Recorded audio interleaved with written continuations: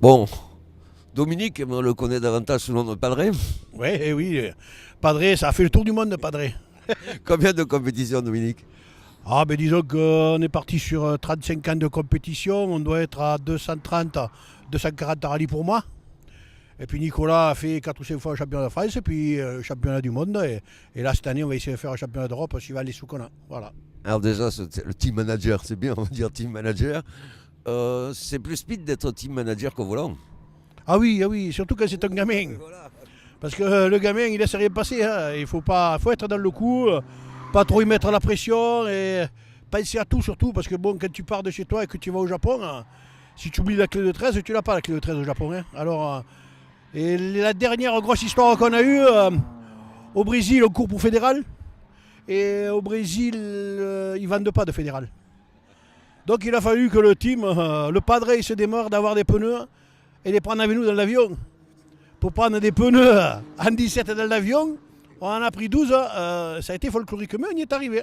Quand on veut, voilà, il faut bien organiser le truc. Et voilà, j'essaye d'enlever Nicolas de toutes nos histoires pour qu'il soit concentré au maximum. Et ça a marché, on a été champion. Bon, c'est bien. Je suis content parce qu'un amateur champion comme on a fait, c'est très bien.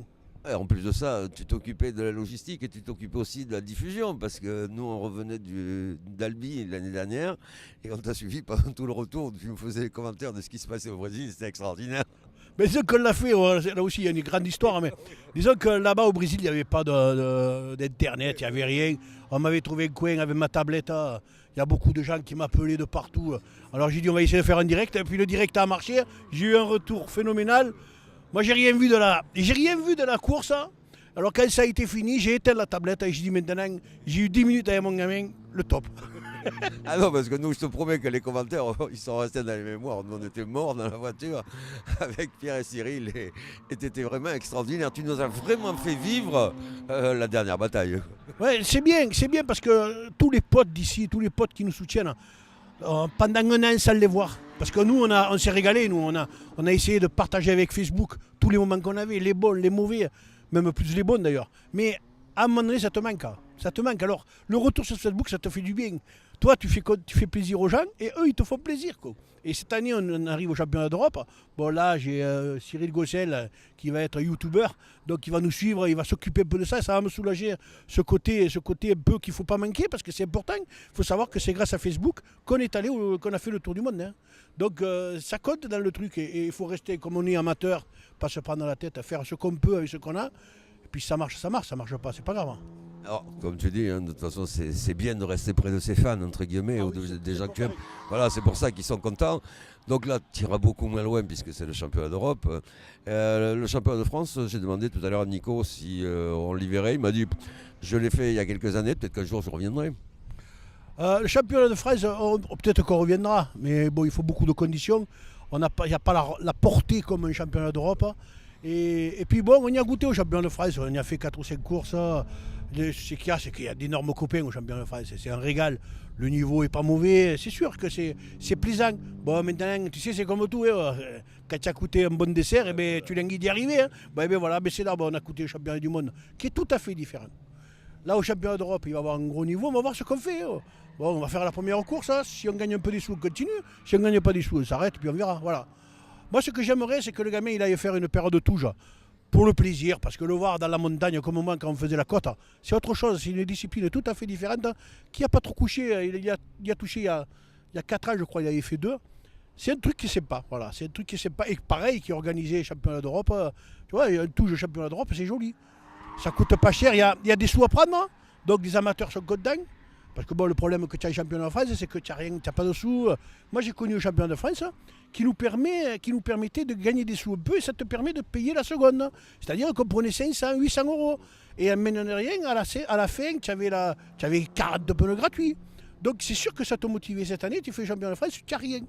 Alors, tu comprends que les jeunes qui arrivent avec 4 sous, même s'ils leur donneraient que 500 euros, ça te paye la seconde. Dans le budget du championnat d'Europe, qu'est-ce qui est le plus cher? Le budget pneu ou le budget déplacement? Ah, déplacement. Déplacement parce que, en gros, nous, un peu nous, en gros, on trouve des copains, tout ça, il nous faut 1200 euros par compétition. Monde, ou c'est la même voiture, hein, on est d'accord, Monde ou Europe.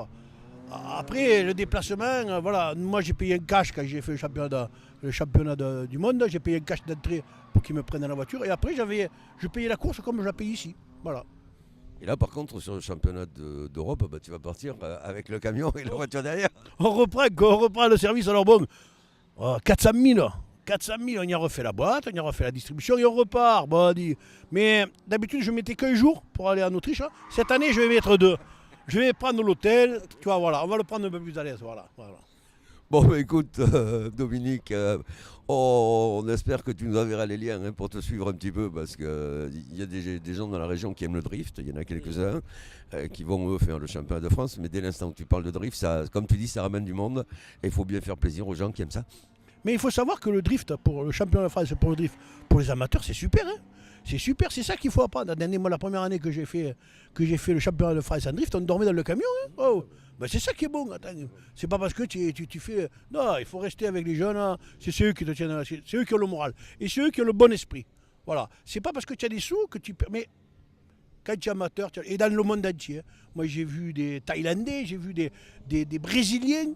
Et le drift, tu touches les gens qui n'ont pas trop de sous. Et l'ambiance est bonne, voilà, de partout. Et même quand moi je parle pas anglais, je parle que français. Je me suis toujours sorti. Et ça devait te rappeler tes années de compétition, parce que c'est vrai que maintenant sur certaines épreuves c'est venu avec les ceci, les cela, les trucs, alors qu'il y a 30 ans de ça, on dormait sous les tentes et dans les voitures. Voilà. Hein. Toi qui as fait du rallye, moi je revois que je faisais du rallye quand j'avais 20 ans, tu vois. Oh, sans déconner, c'était impeccable. Hein. Et là, on retrouve cette ambiance, voilà.